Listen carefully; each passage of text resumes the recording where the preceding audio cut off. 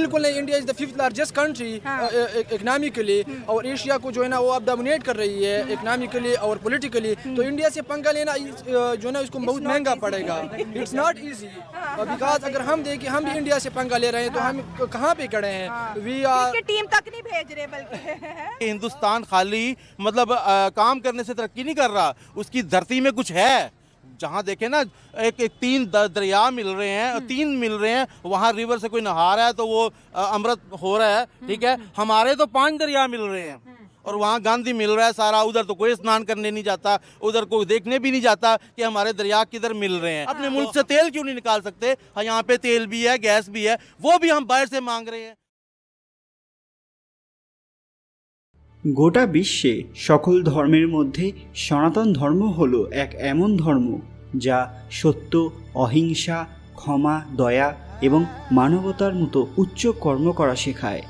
ইতিহাসে এরকম অনেক ঘটনার উল্লেখ আছে যেখানে হিন্দু ধর্মের ওপর আক্রমণ করা হয়েছিল।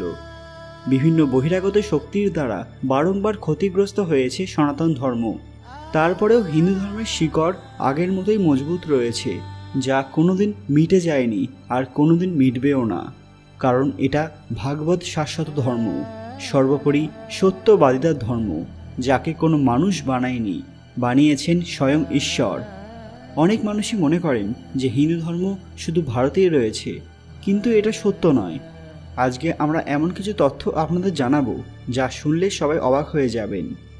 পুরী মঠের শঙ্করাচার্য নিশ্চলানন্দ সরস্বতী এক এমন কথা বলেছেন যা শুনে বিরোধীরাও স্তব্ধ হয়ে গেছেন।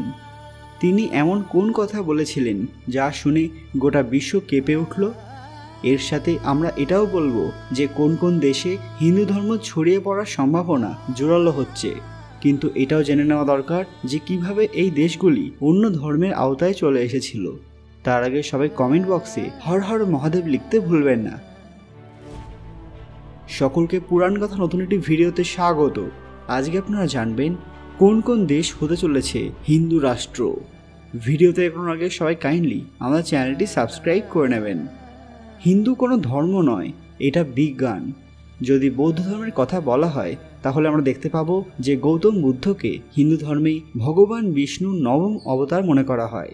শিখ ধর্মের প্রথম গুরু গোবিন্দ সিং হিন্দু ধর্মকে রক্ষা করতে তরবারি ধারণ করেছিলেন। আজও শিখ ধর্মের লোক হিন্দু দেবদেবীর পুজো করে থাকেন। জৈন ধর্মেও দর্শন পুজোর প্রচলন রয়েছে। প্রণামী ধর্মের মানুষরা ভগবান শ্রীকৃষ্ণকে নিজেদের আরাধ্য মনে করেন।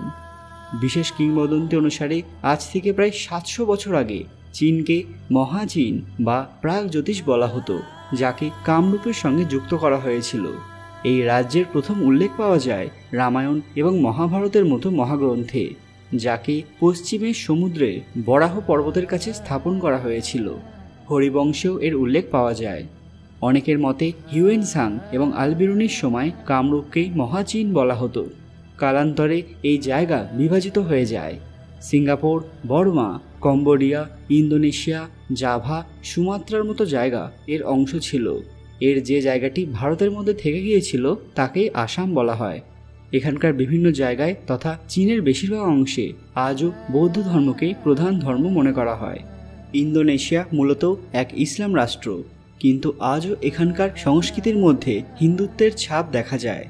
গৌতম বুদ্ধ কোনো নতুন নিয়ম শুরু করেননি, প্রাচীন নিয়মকেই সবার মধ্যে ছড়িয়ে দিয়েছিলেন, যে কারণে বৌদ্ধ ধর্ম অনেকটা হিন্দু ধর্মের মতনই। এই দৃষ্টিতে দেখলে পৃথিবীতে অনেকগুলি হিন্দু দেশ রয়েছে, যা হলো Nepal, Vietnam, Thailand, Cambodia, Bhutan, Myanmar, Sri Lanka, Tibet, Laos, Taiwan এবং সর্বোপরি ভারত।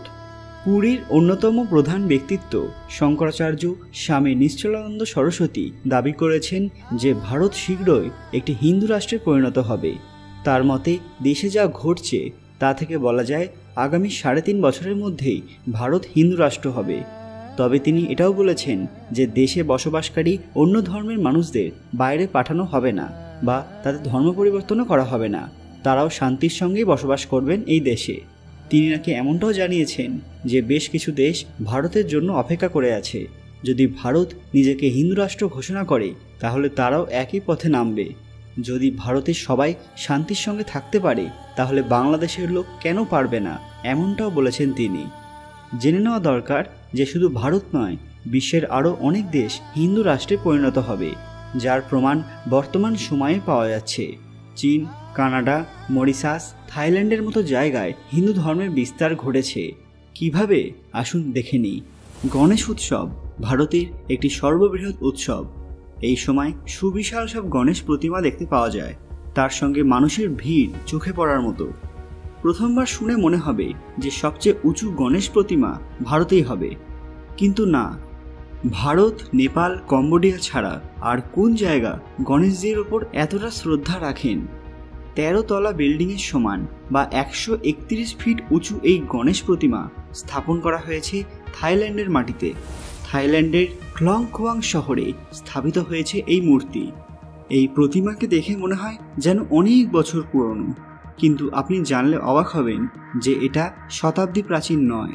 এই মূর্তিটি ভালোভাবে লক্ষ্য করলে দেখা যায় যে তার মাথায় একটি পদ্মফুল এবং তার মাঝখানে ওম তৈরি করা হয়েছে। এই মূর্তিকে এমনভাবে নির্মাণ করা হয়েছে যে বড় কোনো প্রাকৃতিক দুর্যোগে এর কোনো ক্ষতি হবে না। মূলত ব্রোঞ্জ দ্বারা নির্মিত এই মূর্তি। আপনি হয়তো জানতে আগ্রহী যে এটি কে তৈরি করেছে। এজন্য অযোধ্যা, অর্থাৎ এখানকার স্থানীয় ভাষায় যাকে আয়োধ্যা রাজ্য বলে, সেই সম্পর্কে বিস্তারিত পড়তে হবে। এই সাম্রাজ্যের অধীনে 1549 সালে চা চোয়েং সাও নামের একটি বিশেষ শহর প্রতিষ্ঠিত হয়েছিল, যেখানকার সংগঠন সর্বদা ধর্মীয় এবং সামাজিক কাজ করতে প্রতিশ্রুতিবদ্ধ থাকে। থাইল্যান্ডের সংস্কৃতি নিয়ে আজও বিভিন্ন প্রশ্ন শুনতে পাওয়া যায়, কারণ এখানকার বেশিরভাগ মানুষ বৌদ্ধ, কিন্তু তারা হিন্দু সংস্কৃতিকে এক অন্য মাত্রায় নিয়ে যাচ্ছেন। এই দেশে অজস্র হিন্দু প্রতীক রয়েছে, যেমন এখানকার এয়ারপোর্টের নাম সুবর্ণভূমি এয়ারপোর্ট, যার ভেতরে রয়েছে সমুদ্র মন্থনের ছবি তথা মূর্তি। শতাব্দীর পর শতাব্দী ধরে থাইল্যান্ডে হিন্দু সভ্যতার বিকাশ ঘটে। যদিও সংখ্যা গরিষ্ঠতার দিক থেকে থাইল্যান্ড হিন্দু দেশ ছিল না, কিন্তু এর ওপর হিন্দু ধর্মের এক বড় প্রভাব রয়েছে, যা ধীরে ধীরে আরও বৃদ্ধি পাচ্ছে, কারণ এখানকার শিকড়েই রয়েছে হিন্দুত্ব। ভগবদ্গীতা মানুষ পড়তে চাইতেন না, কিন্তু বর্তমানে আমেরিকার মানুষ সবচেয়ে বেশি পরিমাণে হিন্দু ধর্মকে আপন করে নিচ্ছেন। ভগবদ্গীতার মতো পবিত্র গ্রন্থের প্রচার প্রসার করছেন, যার ফলে আমেরিকাতে বর্তমানে হিন্দু জনসংখ্যা এত বেড়ে গেছে, যার ফলে অনেকের এটা চিন্তার কারণ হয়ে দাঁড়িয়েছে। হিন্দু সনাতন ধর্ম একমাত্র ধর্ম যে ধর্ম গ্রহণ করার জন্য কোনো ব্যক্তি বা গোষ্ঠীর ওপর জোর জবরদস্তি করে না বা বাধ্য করে না, তা তিনি নিজের থেকেই করেন, সেটা ভারতের হোক বা অন্য কোনো দেশে। হিন্দু ধর্ম গ্রহণ করার ক্ষেত্রে যেসব দেশের নাম বিশেষভাবে উল্লেখযোগ্য, তার মধ্যে আমেরিকা সর্বপ্রথমে আছে। হিন্দু ধর্মের সবথেকে প্রচার এবং প্রসার আমেরিকাতেই হচ্ছে। সেখানে কোনো সময় দেখা যায় রাস্তার মধ্যে কিছু ভক্ত হরে কৃষ্ণ হরে রাম মন্ত্র জপ করছেন বা কীর্তন গান গাইছেন। আবার কোনো সময় ভগবদ্গীতার মতো পবিত্র গ্রন্থ ফ্রিতে মানুষকে দেওয়া হচ্ছে। কিছুদিন আগেই একটি ভিডিও ভাইরাল হয়েছিল, যেখানে দেখা যাচ্ছে যে 2000 বাচ্চা একটি স্টেডিয়ামে একত্রিত হয়েছে এবং সেখানে তারা ভগবদ্গীতা পাঠ করেছিল। এই অনুষ্ঠানটির জন্য সেই বাচ্চারা প্রায় 1 বছর ধরে রিহার্সাল করেছিল। এই বাচ্চাদের কেউ কিন্তু কখনো জোর করেনি। ভগবদ্গীতা পাঠ করার জন্য তারা স্বেচ্ছায় এগিয়ে এসেছিল এবং ভালোবেসে এই কাজ করেছিল। এটাই সনাতন ধর্মের সৌন্দর্য, যার জন্য এই ধর্মের টানে মানুষ নিজে থেকেই এই ধর্মকে আপন করে নেয়। পাকিস্তান ছিল হিন্দু উপত্যকা সভ্যতার ভিত্তি, বিশ্বের অন্যতম প্রাচীন সভ্যতা। ধারণা করা হয় যে মহেঞ্জোদারোর পশুপতি মূর্তিটি শিব এবং মাতা দেবী শক্তিরূপে পূজিত হওয়ার জন্য বিবর্তিত হয়েছিল। বিভিন্ন প্রত্নতাত্ত্বিক নিদর্শন যেমন স্বস্তিক চিহ্ন এবং সিন্ধু সভ্যতার যৌগিক ভঙ্গিগুলিও আদি প্রভাবের দিকে ইঙ্গিত করে, যা হিন্দু ধর্মকেই আকৃতি দিয়েছে। সিন্ধু সভ্যতার মানুষের ধর্মীয় বিশ্বাস এবং লোককাহিনী দক্ষিণ এশিয়ার এই অংশে বিকশিত হিন্দু বিশ্বাসের একটি প্রধান অংশ হয়ে উঠেছে। পাকিস্তানের হিন্দু সম্প্রদায়ের সবচেয়ে বড় সমস্যাগুলির মধ্যে একটি হলো অপ্রাপ্তবয়স্ক হিন্দু মেয়েদের জোরপূর্বক ধর্মান্তরিত করা। এরকম বহু ঘটনার কথা শোনা গিয়েছিল, কিন্তু বর্তমানে পাকিস্তানের বেশ কিছু জায়গায় হিন্দু উৎসব পালন করা হচ্ছে, যার মধ্যে দুর্গাপূজা অন্যতম। 2013 সালে করাচিতে 150 বছরের পুরনো স্বামীনারায়ণ মন্দিরে দেবী দুর্গার আরাধনার ব্যবস্থা করেছিলেন সেখানকার হিন্দুরা, যে ঘটনা সেই সময়ে অনেক কথার সম্মুখীন হয়েছিল। পাকিস্তানের হিন্দুরা জাগ্রত হচ্ছে, শুধু তাই নয়, এখানকার মুসলিম ব্যক্তিরাও নিজেদের খারাপ অবস্থার জন্য ধীরে ধীরে জেগে উঠছেন। নিজেদের উন্নতির জন্য তারা অন্যদিকে মন দিচ্ছেন। কিভাবে পুনরায় দেশের হাল ফেরানো যায়, দারিদ্রতা, অনাহার এসব দূর করা যায়, সব দিকে মন দিচ্ছেন তারা। মনে করা হয় দাপর যুগ পর্যন্ত পৃথিবীতে কেবলমাত্র সনাতন ধর্মের অস্তিত্বই ছিল। দাপর যুগের শেষে যখন ভগবান শ্রীকৃষ্ণ পরম ধামে বিলীন হয়ে গেলেন, তারপর থেকেই কলিযুগের শুরু হলো। এরপর থেকেই মানুষ নিজেদের জীবনশৈলী অনুসারে অন্য ধর্মের স্থাপনা করলেন, যার মধ্যে ইহুদি ধর্মকে ভগবান শ্রীকৃষ্ণের বংশধর দ্বারা স্থাপিত করা হয়েছে এরকম মনে করা হয়। এছাড়াও অন্যান্য অনেক ধর্ম স্থাপিত হয়েছে। অস্ট্রেলিয়ায় হিন্দু ধর্ম দ্রুত ছড়িয়ে পড়ছে। এর পেছনে কারণ কি? কিছু বছর ধরে শোনা যাচ্ছে যে আমেরিকা, রাশিয়া, জাপান, অস্ট্রেলিয়াতে বর্তমানে হিন্দু সনাতন ধর্ম খুব দ্রুত হারে ছড়িয়ে পড়েছে। অস্ট্রেলিয়াতে সম্প্রতি একটি ঘটনা ঘটেছে। প্রত্যেক 5 বছর অন্তর অস্ট্রেলিয়াতে জনগণনা করা হয়।